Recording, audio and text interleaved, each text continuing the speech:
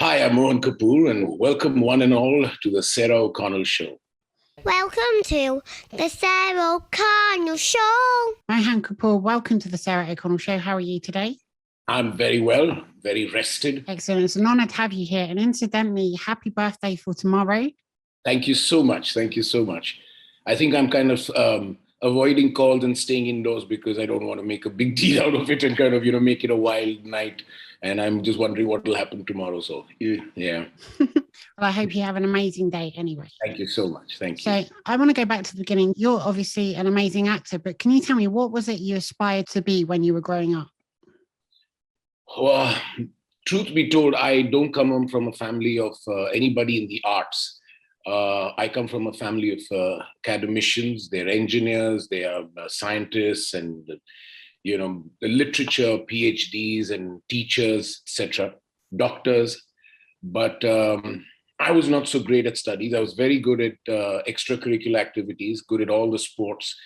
And mother would always be worried about the academics because in India, for some strange reason, at least back then when I was growing up, we always had this thing. Parents always said that, you must have a job, you must have an education, and especially coming from the family that I was, that education was paramount. And, sports and all is good, but it is extracurricular activity. So to have a job is your goal in life. But I was really not so good at studying, and my grades were not so great. And somehow, even in the fourth grade, I had a, proclivity towards the arts, and I directed my first play, Spartacus, where I directed it and I acted it. And so in the parent-teacher day, the yearly meetings, when my mother would go to school to meet my teachers, she'd be really worried because she's saying, oh God, what am I going to hear about his grades and things like that.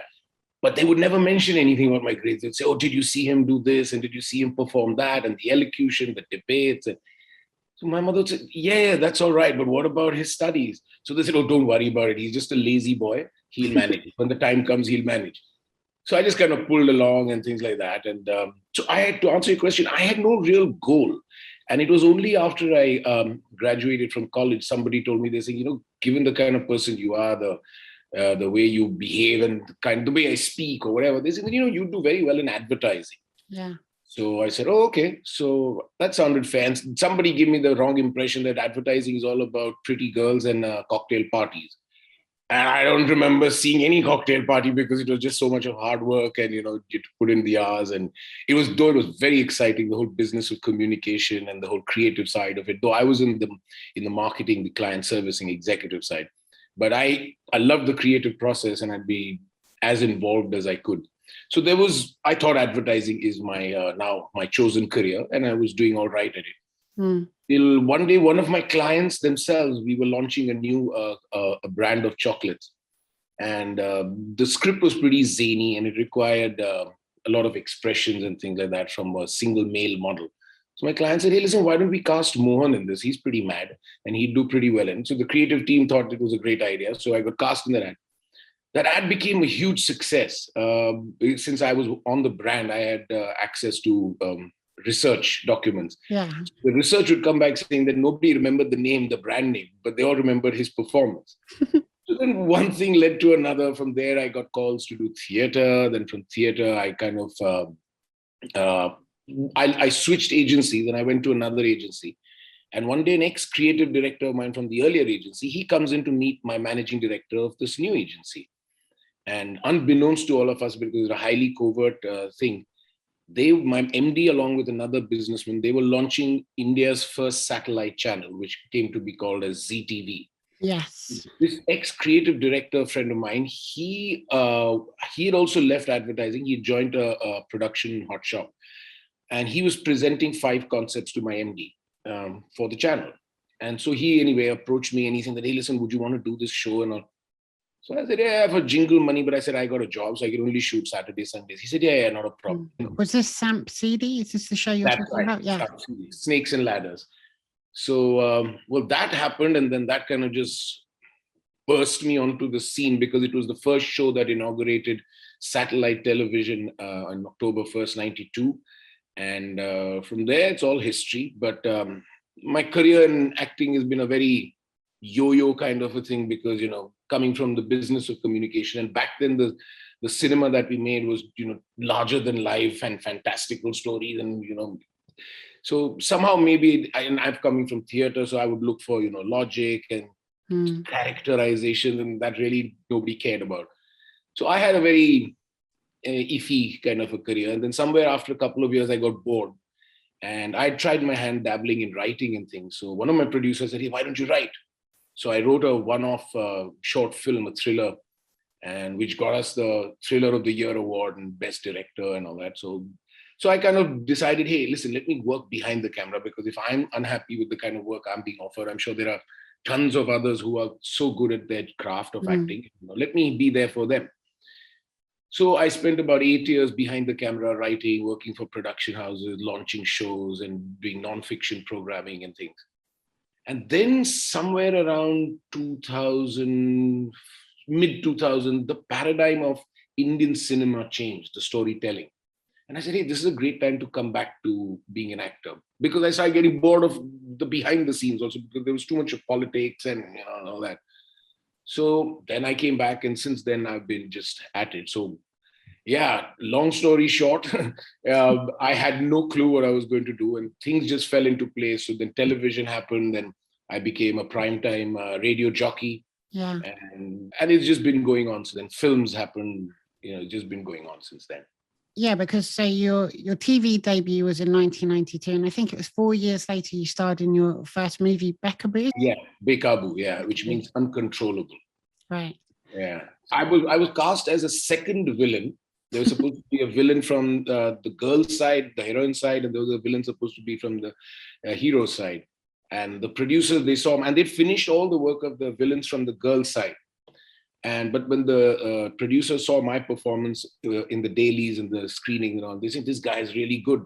So they deleted the entire track of villains from the heroine side.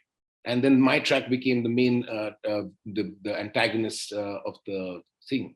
Oh, wow. So, yeah, but I was terrible in that film. At least I think I was terrible in that film. The film also was, nothing so great. It was a bit corny. But yeah, that launched me. And so, yeah, it's been going on. Yeah, you've had an incredible career, and I was amazed to learn too, you're also a really highly successful voiceover dubbing artist. You're the official Dwayne The Rock Johnson. You're Doctor Strange. You've done voiceovers for Jackie Chan and Nicolas Cage. How did you first get into that? What are your favorite roles that you've worked on?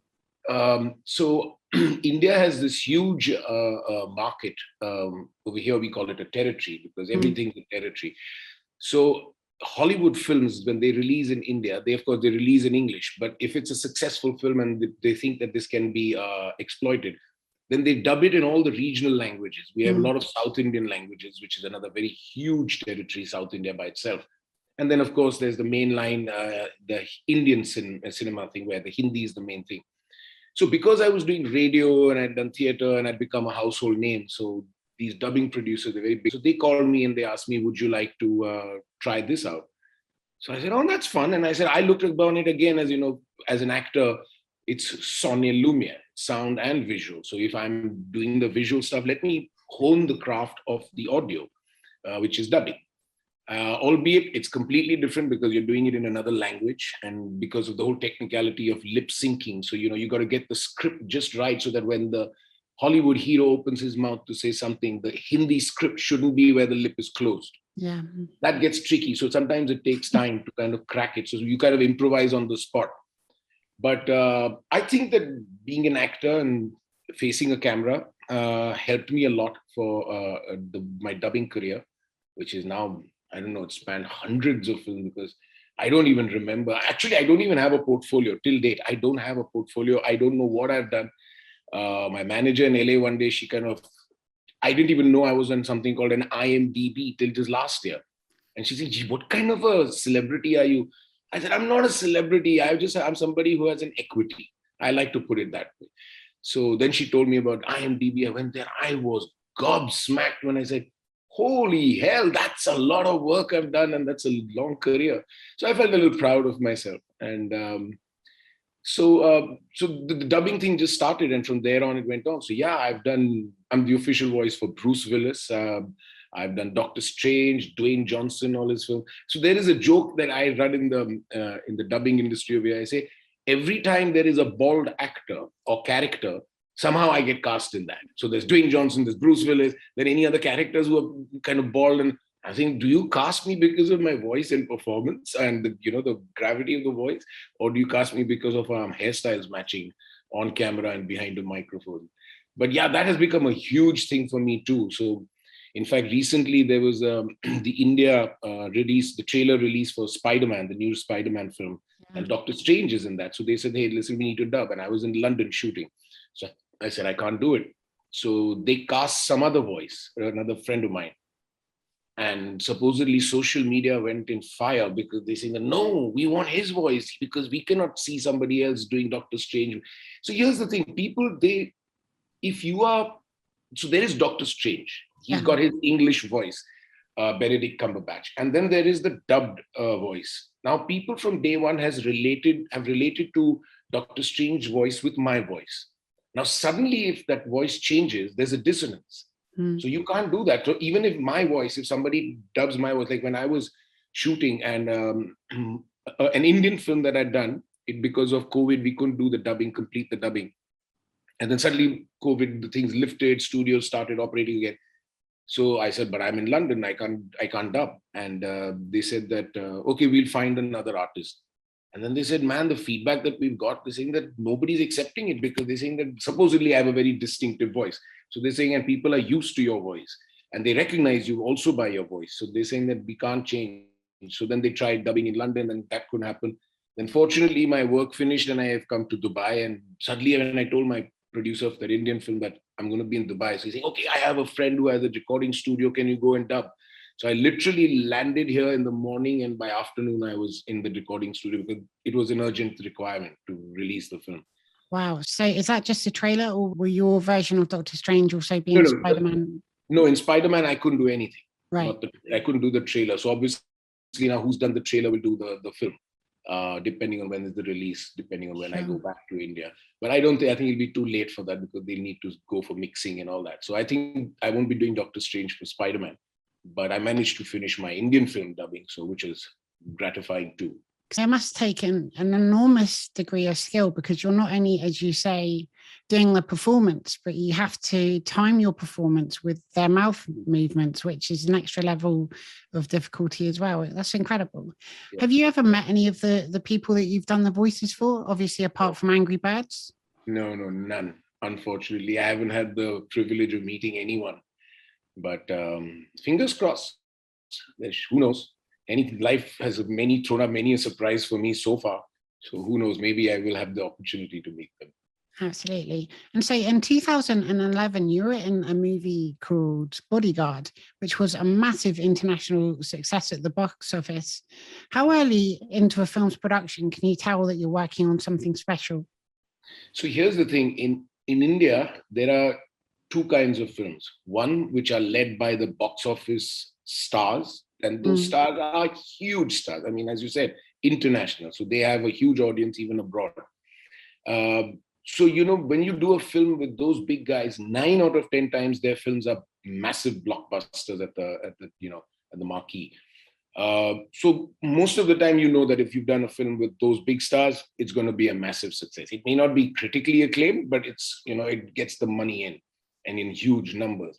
And the funny thing about Bodyguard is, just to kind of recircle back to this point of mine that I've just made, I had just one scene in that film, albeit it was a funny scene, it went off well, everything, it looks good and all that.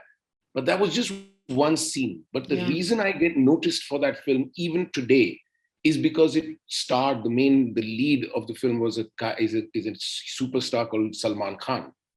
So imagine just doing one scene in a film of a big star like him, you get recognition for decades after that. Imagine that it's part of our interview. I mean, if you didn't ask me, I would have never even mentioned it because it's a one scene film, you just do it because it's good for your portfolio. You make a little money and you're keeping yourself busy, but it's not something I write home about. So in fact, sometimes I get recognized in Dubai, in some other foreign countries, and they say, hey, you're in Bodyguard. And I'm looking at them saying, Bodyguard. I said, oh yeah. I said, but that was a one scene film for me. So they said that, yeah, but I mean, Salman Khan. So it's not the greatness is not that, okay, they appreciate my work in that one scene. But the fact that I shared screen space with the superstar Salman Khan, that makes all the difference. So you can by and large 9 out of 10 times you can tell that a film is going to be a big box office success when you have a big name attached to it. And the other kind of films are the ones which are coming out with character actors and all, which have now started doing pretty well. But they're not, the numbers at the box office are not as huge as the ones with these big stars because the economics completely are different. Your first Hollywood feature was Heartbeats, which was from the creator of Step Up, Duane Adler. Incidentally, if anyone hasn't seen that film, it's available on Amazon Prime Video in the UK. I love that film. It was a lot of fun. Did you enjoy it? I loved it. Because that wasn't the first time I was doing it. It had a very, for my part, it had a very Indian-centric character because the story is about an American family who are invited by the Indian business partner to come for the Indian business partner's son's wedding. And so this family comes down and the daughter is interested in dance and all that. And parents want her to become a lawyer. And so she's kind of, dealing with that on their own front. But then she gets part of this whole big Indian wedding, which is all about song and dance. And then there is the whole love affair with her, the choreographer, and the ups and downs and that. So I got to play an Indian father. And it was a great experience because I was working with Duane Adler. And so that was fun. And that kind of, in fact, the great thing about that film for me was that I met my manager because of that, Andrea Chung. And so it's great. So that film is very special for me for various reasons. Of course, for the character that I got to play. And I got to meet my manager. That's fantastic. Yeah, I really enjoyed it. And I really do recommend everyone goes and seeks that film out. I love watching films like that anyway. And I was really delighted to watch it. Yeah. It had the best of the Western touch to it. And it had a very good, and I must say fair and not cliched interpretation and representation of the Indian customs and Indian ethos, the whole thing. So that was it was a wonderful film. You're next going to be seen as Yusif Khan in Disney's Miss Marvel. Can you tell me a bit about the audition process? Did you get involved because you'd previously done voiceover work for Marvel?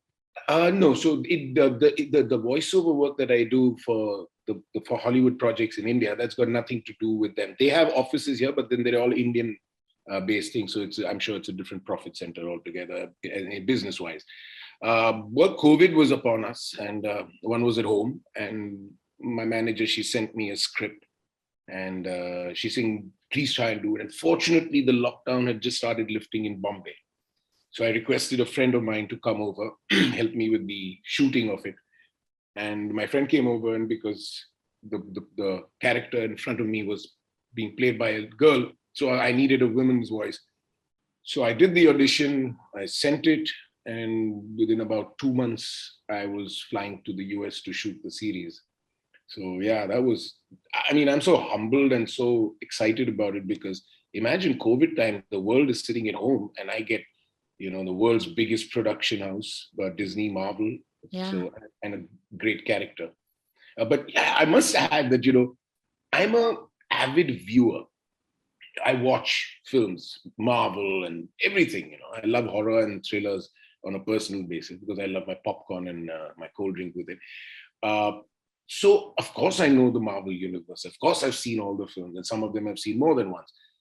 But I've met so many people who are Marvel fans to another level. It's like you're talking about some historic characters, they're comic characters, but the cult status that they enjoy is mind-boggling. And I didn't know about it till I kind of met so many people. And even now I meet people and then they start telling me, and is this? I said, look, I can't give you any details because I'm not allowed to.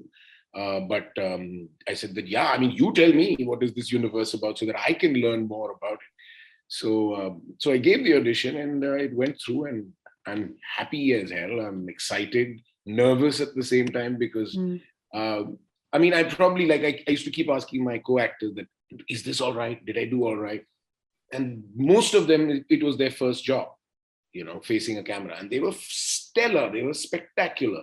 So I kept asking them or ask the directors and say, what's wrong with you? You're doing such a fabulous job. I said, listen, I'm an Indian actor. In my mind, I am working on an Indian paradigm.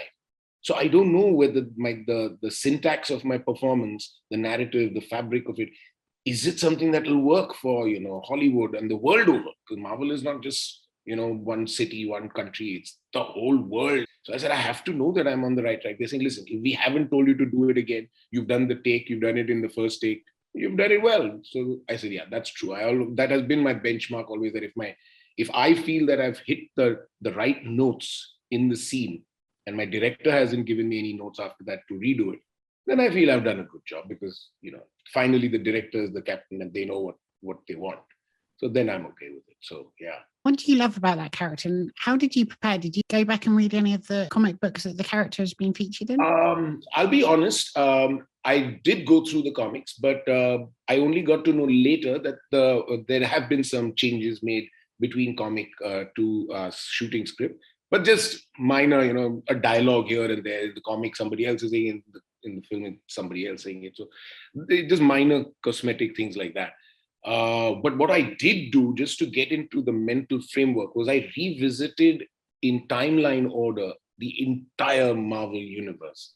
Yeah. So I just went through it all just to get into the space to understand, even if there's a comic timing to it, then how are they punching that line? What is the meter? What is the energy to the scene that they hold and things like that? So preparation, well, I'm playing an immigrant father. He's from the Asian subcontinent and who's an immigrant in the US. So, and English being my first language, I was very comfortable with that. So I don't think the paradigm or the parameters of what an Asian father is very different. So I think the script gave it all to me because I have my lines, I have my co-actors. And you just know how, it comes naturally, I guess. I've been doing it for so long and I play father so much that, it kind of came naturally to me. But yeah, the script was, for me, trust me, for me, the script is God. There are points where I don't even consider my co-actors if they have this thing. I say, you're right in what you're saying, but I think what the script is doing is that's what we should do. Because, otherwise everyone's going to have an opinion. Everyone's going to have a version of how they want to do something. That never ends, So, and the script being God and the director being, the high priest who takes care of the word of God, So I just listened to those things and I think it worked on that. That for me, it came very easily to me because, I've done this stuff. I've done a lot of loving, friendly, warm father. So, yeah. Yeah, of course. I had the opportunity to interview Kate Herron, the director of Loki on Disney Plus, and they, of course, filmed in Atlanta, Georgia, and I believe you filmed there too. I think they also did some filming in New Jersey and Thailand as well. How long were you filming there? I believe it's 6 episodes. Yes, though I'm not in all 6, but we shot from November till I shot from November till Feb. I have shot from November to Feb. But they had still had more work to do, so they continued. You mentioned that there was a lot of new actors on the show as well. Can you tell me what Iman Vellani was like to work with? I will never tire saying this. From the first day when we met, the entire cast met for a table read. And every time it wasn't my scene, and I wouldn't bother turning the page because I'd just look at all my actors. And I kid you not, Iman was born to play the part. Iman is spectacular. Nobody'd ever believe that this is her first time. She's just so good. She's just so good. And every time that we would shoot, I've seen her growth on a day-to-day basis. But having said that, she's a Marvel person. For her Marvel, she lives and breathes it. So I guess for her also, like for me, playing a warm, loving father, came naturally to me. I'm sure that because she's so involved in the universe, Marvel universe, I'm sure it came easy to her. I'm sure she was nervous as hell and all that. But then that's the great thing that egged her on to give her best. And she had great support from the directors and the creators of the show. So she's done a stellar job. So I remember getting up after the first table read. I jumped up because the excitement of her performance and just the first read. I said, my God, I said, I'm so proud that I'm getting to play your father. because you are phenomenal. You're phenomenal. I mean, if this is your first table read, I said, I don't know what you're going to do on the day, man. So, and I'm sure she's done fantastic. And the story will continue also in the Marvels, a sequel to Captain Marvel, which production, I understand, has already begun. Have you filmed any of your scenes for that yet? Yeah, we've done a bit of our stuff in a couple of months ago. So yeah, but we're just a part of that. The story is not, like I always say, that's the story of Captain Marvel. So, we just kind of be there because of our daughter. So there's a token presence, as I call it. But a very blessed token presence. And how does that work? Do they sign you on a production by production basis, or do you commit to several appearances in different? I haven't. I'll be very honest. I haven't been through my contract because my team does that, but they just say that if the need arises, you will be part of some other work and all that. But there's nothing confirmed till it's confirmed. Of course. So I'll never know till I know. It's like that. Which is also good, it's a good surprise when you suddenly get to know, oh, wow. And then, it's better than not getting your hopes high and then saying, oh, I don't have a part in that. So everything for me is a godsend, and, I just accept it in all humility, with a bowed head. And a big thank you to the cosmic universe and to the Marvel universe. I love that so much. Can you tell us, if you had any superpower in the world, what would you like to have? This might sound a little philosophical, but I get affected a lot by people's pain, misery, their being underprivileged in whatever way. And since I've been growing up, and since I've started looking out towards the world, as opposed to just being selfish and thinking of myself, my career, my house, my dog, my cat, my friends, and my life. And I've started just kind of looking out and, looking at what the world is becoming, in any way, in every which way, whether it's just, I just believe that the basic fabric of humanity is shredding on a daily basis, whether it's environment issues, whether it's global poverty index, hunger, it could be so many things. There's so much misery and strife. And, if I had a superpower, I would like to just kind of be the cooling balm, the soothing balm that just sorts all this out. And that's my prayer also to the powers that be, that's saying, come on, everybody looks up towards you. All our hands go up in prayer in different ways. Muslims would do this, Hindus, Christians, we would do this, somebody else would do this, but everyone looks up to you, to the skies. And if you are the creator, I'm sure this is all part of your plan, because it's not you who have created this, we've created it for ourselves. I'm saying, give the people who are in a position of strength, whether that's the power lobby, or whether it's the corporate lobby, or whether it's just on a day-to-day basis, humans, I say, just give them a little bit of more compassion. And, what's happened to the world? Why have we become like this? You have international bodies that are supposed to address all these things. Why is it not happening? Why is it that, when something like disastrous as COVID happens, why is it that the poor people are suffering? Why are they left wanting for a vaccine? Can't we just help these people? This is basic. This is a pandemic, means this is apocalyptic, what we're faced with. Yeah. And everyone has to come together. And I say, how can you be so, closed? Why can't you think of that? So I definitely would, I pray that I get some kind of superpower where, and it's not that I say it to kind of, beat up evil, it's not about the climatic fight and all that. It's not about fight. It's not about violence. That's exactly what I'm against. I want to have a superpower where I am the soothing balm, where I calm people down. I restore peace, harmony, and equality amongst people. So I think you already have that. You definitely have that quality, I'd say. It's a dream. I hope. So here's the thing. I do hope that, given my work, my career, and whatever, that I also become so powerful, and a voice that is more powerful than what my work does for me, that I become a voice that I can then start representing things. And I do hope that I can make a change and not just become another voice, because there are so many people who are good. Because I always say there is a balance, the yin and the yang. So if there is so much bad going on, there's obviously got to be something good happening in the world for the balance to be maintained. But the price at which this balance is coming, the misery and suffering that is, so far spread. I wish that I could do a bit more, add on to more of all the good work that people have done before me and are continuing to do it as we speak. Yeah.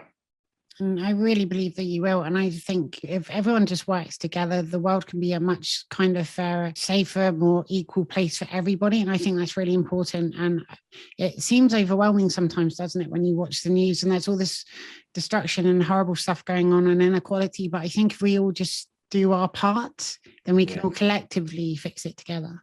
Yeah. Yeah. The problem is that, the day we created borders, problems began, because now it's us versus them. Yeah. So the one thing I had a problem with during COVID, not that I know too much of the Western world and the social media emanating from there, but in my country, I would see my friends, they would post these pictures on Instagram, these lavish spreads of food and saying, I cooked this and I made this and we did this. And it looks like a banquet fit for kings and queens, And I always say, God bless you. May your cup overflow. May this table never run short of food. But do you really need to put it out there this time? And there are people who don't have even the basic. You are showing me the fancy meats and cold meats and, seafood and God knows what. And bless you for that. But be a little sensitive, You don't have to post it up there because there are people who are dying of hunger. They don't have jobs. They don't know whether they can pay their rent. And not that the landlords were being kind enough to lower the rent or to forgive them the rent. So I said, there's so much of misery going on. Why do you have to be so ostentatious about your life? I mean, God bless you. You have it. Keep it. Enjoy it. Have an antacid after that. But yeah. So, but like I always say, everybody's problems are real. It's their problem. It's relative to yours, relative to the next guy. But everyone has a problem and you cannot discount them, their journey, their problems, their life, So when you have a little, it's always a nice thing to think about the one who doesn't have even that much. Yeah. And a wise man once told me, he said, when you give, of course, the beneficiary, he's going to have the benefit of whatever you've given in whatever form and whatever amount. But the beauty of the giving is what you feel, that sense of peace, of being with, that's your moment of being with God, when he says, share love, give a shoulder. If you can't give money, you can't give food, just give a shoulder to that person. Let him be heard. It could be in any form of giving.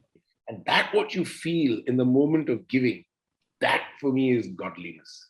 And that is what is the beautiful thing about it, So you may not have much to give, but whatever little, and even if you don't have anything to give, I mean, God forbid that somebody never has anything to give.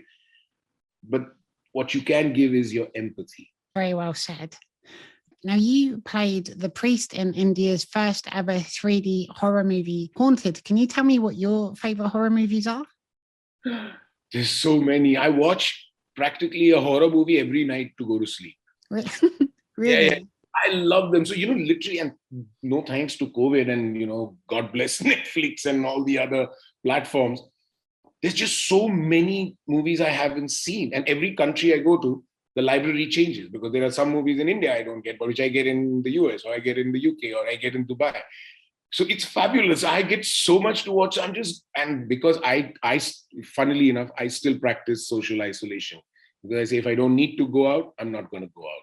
Because it's not gone yet, as far as I'm concerned. Yeah, so, I'm the same, yeah. So I just sit at home and I just keep watching stuff. I watch documentaries, I watch this, I watch that. So there are lots. I mean, in fact, funnily, now that you ask me to think of a title, I can't think of one. There was one film, it was about a hide and seek, was it? I think with Robert De Niro. That film, I don't know if I'd call it horror because sometimes the line between horror and thriller is a very fine line. But if I remember correctly, there's a film called Hide and Seek. That was a pretty terrifying film. Yeah. And Fear Street, or what was it? It's a 3-part thing that I saw a couple of months ago. Yeah, I've only watched the first part of that. Is it good? Oh yeah. I saw all 3. First, I thought it's some, those teen scream fest films and all that. I said, okay, let's watch it. Somebody has made 3 parts to it. What? when it panned out, when it started, the stories I'm telling from the first part to the second part to the third part, I was like, wow, this is really nice. This is really nice. So yeah. So, there are tons. I'll get mesmerized trying to remember the names. But once I start doing that, then there'll be no end to it because there's just so many. There's just so many. Really is. Now, have you ever kept any props or souvenirs or perhaps costumes from any of the productions that you've worked on? No, we're not allowed to. And I'm sure if one asked, they could have given us something. But they've given us little souvenirs as a parting gift after we finish work, which is very sweet. Something to just remember when you keep it, so it could be a small thing, but you just think of it. Like it could be a hoodie, it could be a cap, it could be a coffee mug or something, whatever it is. But it's just nice knowing that, hey, I was there, I was part of something that is obviously going to be history in the making. So yeah, it feels nice. Now, you've worked on over 60 movies and TV shows over your career. Can you tell me some of your favorites that you've enjoyed working on the most? All of them have had their moments of joy. Some you do it for the money, some you do it for the role, some you do it for the production, the people who you're working with, because you get to learn from them. And I always want to be a person who learns, because I believe the day somebody says that, oh, I know it all, that's the beginning of the end for that person. So I learn from everybody. I learn from the kids. I learn from co-actors, seniors. I learn from anybody, even assistant directors. Sometimes the clarity of thought that they have, and they bring in an aspect or a perspective to that scene. They might just say that, no, could you do it this way? And I say, oh yeah, why not? So there've been tons. I mean, I did a film called Coffee Bloom. That was very, very precious. Yeah. Quite a few. In terms of regular popular series, there was one which I did called Manmarzia, which means basically it's about do what your heart says. That was a very interesting role. Pretty tormented father with, his sense of loss, plus with what he wants to give and his certain sense of repentance. So that's nice because, and I always believe that an actor, his training ground is life. So you've experienced life, you've experienced loss, you've experienced repentance, and you've experienced heartbreak or somebody's deceiving you. So all characters have this beautiful way of, bringing all these things together, multi-layering it all together and things like that. So yeah, the whole process is wonderful. So Manmarzia was one such character, which was very interesting, though the series didn't do too well. Coffee Bloom again, very interesting. Then, like for example, Bodyguard. It was just a one-scene film, but I said that it'll be nice to work with a superstar, and the scene was nice. It was funny and things like that. So all the projects have their own things, that why you do. By and large, the series work that we do in India, not the ones that go on these OTT platforms, but the other ones that you do for the general entertainment channel, those pander to, the popular mindset. So sometimes they're a little too bizarre. So that's the time you say, what am I doing? But then you say, when you see the check, you see the moolah, you say, it's fine, I'll do it again. Wake me up when the shot is ready. And so here's a question that I ask every guest on the Sarah O'Connell Show. Can you tell me a fun fact about you, something we may not know? It could be a hobby, a party trick, something like that. I love animals more than I love humans. I will prioritize an animal any day on a song over a human. I just believe that an animal next to you is God's way of saying that he still loves you. So the thing that probably people know, some people may not know. My close friends and associates, they know.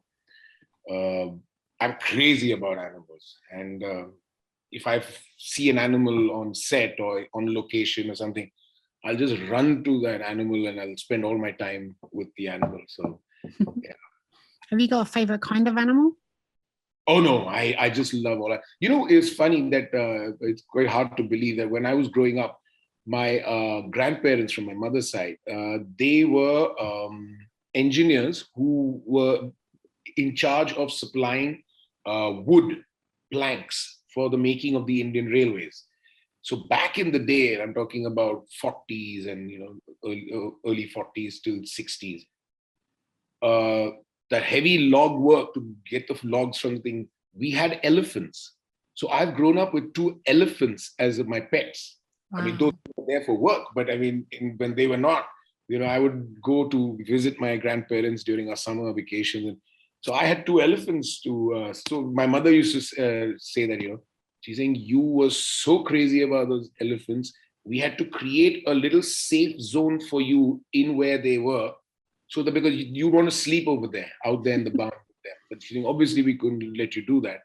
But your whole day, we would have to bring your food to the place, feed you amongst them, and then you'd give them food and things like that. So I've had elephants, I've had dogs. Now recently I'm more of a cat person, because dogs, you got to be physically there to look after them and talk to them, give them love. And I don't have that kind of time, unfortunately. So I have a cat. Unfortunately, I don't have the time for that little baby boy also. But I have friends, who go and spend the nights with them and the day.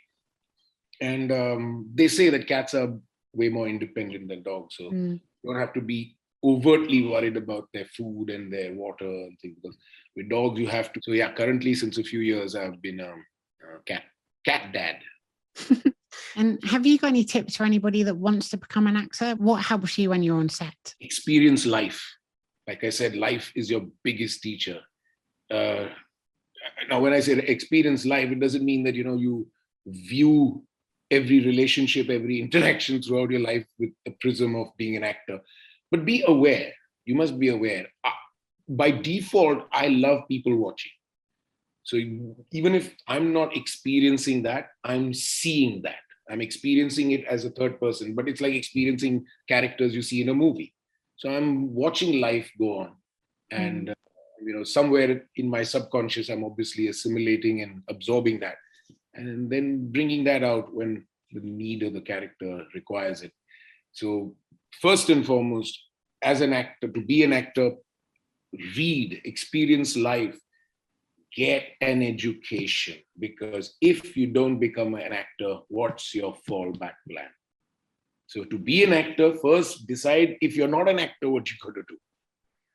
It's a weird dichotomy over there, but it's so important, because at least in India, there are people who come to become actors and they have no other skill set. Half of them have not even completed their education. So what are you going to do? And then the frustration, the depression, and now with social media and all the whole pressure of being recognized, of being famous, of being liked, being accepted, it's gotten so bad that depression today is something that is up front people are discussing, because it's so relevant, right? So yeah, get yourself a plan B in place, and then life, and depending on what kind of art you see yourself in, get the necessary formal training. I've not had any formal training in acting, voicing, anything that I do. I mean, I think it's just maybe my observation skills of life are good enough that have got me so far. And I also find that the some of the biggest and the bestest actors are people, if you notice, that they're astutely intelligent people. They're incredibly intelligent. You can't have I'm not talking about grades in schools and things like that. I'm talking about generally, you're a well-read, well-educated person. And it's fabulous. And I've been noticing and thinking, yeah, man, this guy, he may be a comedic actor, but he is very, very intelligent on his off-camera avatar of his. So yeah, read a lot, experience life, and get your skill sets, because I'm noticing that at least in Hollywood, you need a lot more skill set than just being a person who's observed life, intrinsically. But get some if you can. That would be great. It's very good advice, and I think it's good advice just for everybody. Read a lot and experience life. Yeah, sure. There's so much to experience. One lifetime is not enough. Travel, because that opens up a new vista in your mind and in your heart and in your being. You see different cultures, you see how people live their lives, and it gets you closer to, because there's so many characters. Although you live in this little ivory tower where you think that that's what life or characters are. No, there are different characters out there for you to learn from, real life characters. And what is acting? It's portraying something without making it look like you are acting. That's exactly right. And can you tell me what you're working on next? What have you got coming up in 2022 and beyond? Nothing. Currently, nothing.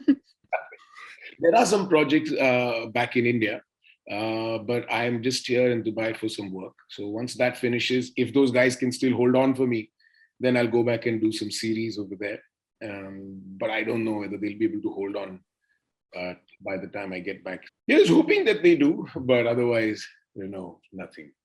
Are there any movie franchises or TV shows that you're loving at the moment that you'd love to be a part of in the future?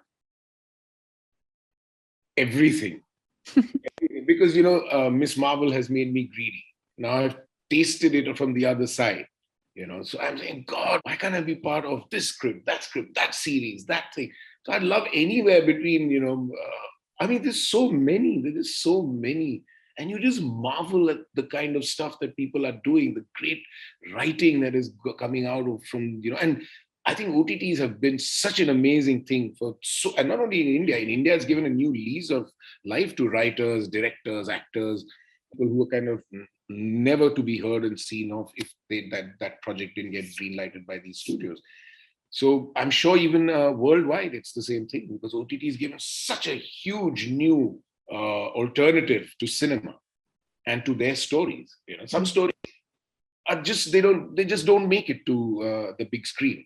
And fair enough, it's not that the big screen is to be blamed or that their script is not good. No, some things are to be watched at a certain in a certain format at a certain time. I think the time is fabulous. And the other thing I would like to tell people who are listening to me is this is a great time if you're interested in the media. This is a great time to be a part of it because the platforms have opened up a whole new world. So you do not have to be worried that, hey, but what if I get work? Because now the opportunities have opened up, so much more. So you've got film, you've got television as usual, you've got theater, you've got the other arts, and now you have OTT. I mean, come on. It's so good. And there is a demand. Now there is a demand. So yeah, get on it, guys, get on it. And so my final question, have you got any messages for people watching the Sarah O'Connell show and your fans around the world? My message is that I was shocked when I got to hear that when you reached out. And I think, has she got the right person? Why is she asking me? And then I kind of Googled and I started looking at your work and I was like, wow, this is such a fun show. And you've had such amazing guests and it's been such a wonderful, wonderful experience viewing all your shows. And albeit I've not seen all of them and I'm sure that I will catch up someday on them. So yeah, I'm saying people should, and if anybody likes my work and they want to hear me and if they've now heard me, you must check out the Sarah O'Connell show because there's some amazing, amazing guests that she's had and you'd really, really enjoy it. And thank you so much because it was really was a surprise. And unfortunately, I was busy, so I took a few days to get back to you. But the reason why it would kind of slip into my subconscious or the back burner, because I said, no. I said, this pretty girl has found somebody else instead of, she just reached out to me. I think she's looking for someone else. And then when I kind of very tepidly stepped into the chat room and I asked you, I said, hey, hi, sorry. And then when you confirmed by the way you said it, so I said, okay, she is looking to do this thing with me. So I said, wow, that's great. So thank you again so much. Mohan Kapur, it's been an absolute honor to have you on my show today. Thank you so much for speaking about the amazing projects that you've worked on. Thank you so much. Thank you so much for having me. And I wish you all the best. And hopefully the next time I'm in your neck of the woods, I shall come personally and we'll do a show literally face to face. I'd very much love that. And you're welcome back on my show anytime. Thank you so much, Sarah. Thank you so much. And thank you to everybody watching at home. Be sure to share, subscribe, give this video a big thumbs up and leave lots of lovely comments. And I'll see you all again soon for another episode of the Sarah O'Connell Show. Bye. Bye, Sarah. Bye now. God bless.